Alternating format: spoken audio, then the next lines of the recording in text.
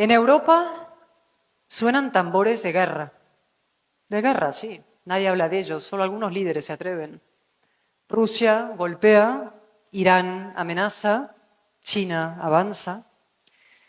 En Estados Unidos las elecciones rozan la caricatura. No iba a decirlo, pero lo voy a decir. Entre la senilidad y el delito. En América Latina los viejos flagelos perduran.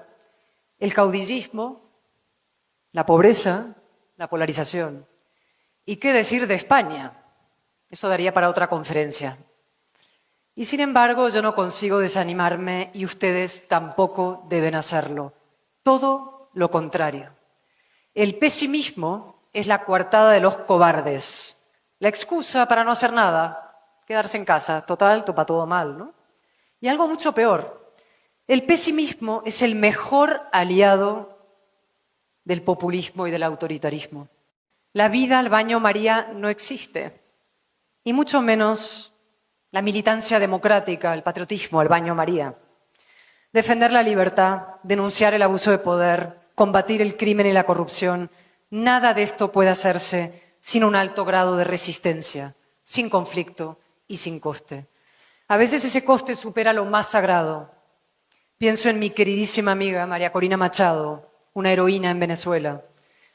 En Alexei Navalny, un mártir en Rusia, asesinado por Putin. En el valiente Zelensky, luchando en Ucrania por la democracia, por la libertad de toda Europa. En las mujeres iraníes, ejecutadas por el simple hecho de quitarse el velo y pasear sus melenas al viento. Y pienso también en los cientos, se dice pronto, de políticos mexicanos asesinados en los últimos años por defender sus ideas, sus proyectos distintos. Su sacrificio nos señala el camino y nos recuerda también de dónde venimos. La construcción del orden liberal costó sangre, sudor y lágrimas. Lo saben muy bien los grandes industriales de Querétaro, que son de los más importantes, no solo de México, sino del mundo, ¿no? Las empresas compiten hoy salvajemente para captar talento. Lo que buscan es talento. Pero para poder captar talento, antes tiene que haberlo. Y a este ritmo cada vez habrá menos. Uno de los fenómenos más alucinantes y nocivos de la última década es precisamente la destrucción de la figura del experto. Derribado de su pedestal, como las estatuas de Cristóbal Colón, o de Washington, o de David Hume, la de Churchill la intentaron tumbar también. Lo llamaban racista, Churchill, que acabó con el nazismo. Bueno. El periodista degradado a la condición de tuitero. El parlamentario, yo, convertido en palmero, ¿no? Los que aplauden al grupo. Los científicos homologados a los curanderos. Y en cambio, el influencer erigido en maestro preceptor, ¿no? El instagramer, lo máximo, un oráculo. Y cualquiera elegido presidente del gobierno. Flotamos en la era de la mediocridad. El conocimiento, la experiencia, el mérito, los hechos, la ley, el esfuerzo, los pilares del progreso han sido arrumbados, apartados, como si conformaran un canon caduco, el reaccionario mundo de ayer. México, esta nación admirable, este país formidable, esta potencia económica y cultural impresionante, está siendo tomada por el crimen organizado con la complacencia de quienes deberían defenderla. Abrazos, no balazos. Más bien abrazos a los que dan balazos. El eslogan, como dije entonces, es muy bonito, redondo. El resultado, en cambio, es devastador. Devastador para la democracia y sobre todo para los jóvenes. Miles de jóvenes mexicanos se están matando y muriendo. Miles de jóvenes mexicanos están viendo truncadas sus vidas en los cementerios y en el AMPA. Y esto no es responsabilidad solo de los criminales. También lo es de quienes diseñan y aplican las políticas de seguridad. Para eso estamos los políticos, los gobernantes. Hay dictaduras en las que se vota casi religiosamente. La Rusia de Putin, por ejemplo, la Venezuela de Maduro, la Nicaragua de Ortega. El populista es el burro de Troya de la democracia. Y digo burro porque no vamos a ennoblecerlo con lo del caballo. el burro de Troya de la democracia, que se aprovecha la ignorancia, además. Se disfraza de demócrata para reventar la democracia desde el interior. Convoca elecciones, sí, pero luego hace trampas. Manipula el censo y las encuestas.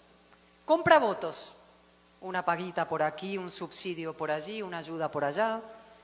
Hace campaña a favor de sí mismo, de su marioneta, aunque la ley lo prohíba. Y sobre todo utiliza los recursos del Estado, es decir, los de todos, para sabotear a sus adversarios. El populista tolera que exista algo llamado oposición, algo llamado Congreso, algo llamado Poder Judicial, pero luego los acosa, los doblega y los anula. En una falsa democracia populista hay contrapoderes, sí, pero son de cartón piedra. Hay jueces, sí, pero sirven al gobierno. Hay un Instituto Electoral Nacional, pero el gobierno lo controla o lo intenta controlar.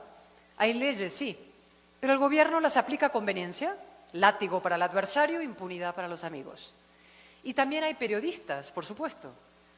El populista tiene dos pésimas costumbres.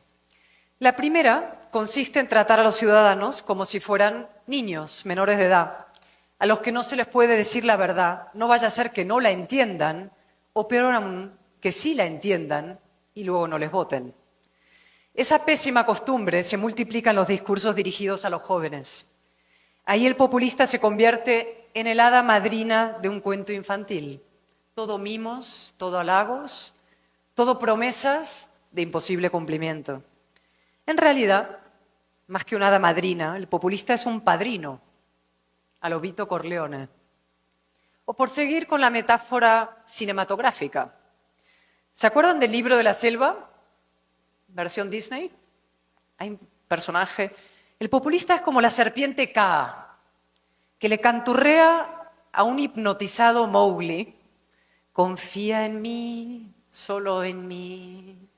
Mientras va enroscándose a su alrededor para devorarlo.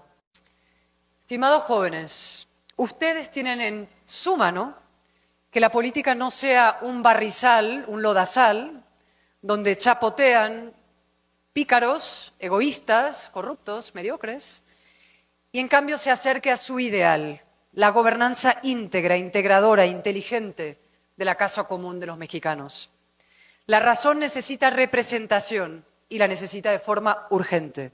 Así que despierten, interésense en la política, implíquense en la política, opinen de política, incluso practiquen la política de forma activa o como mínimo pasiva, con la movilización y con el voto.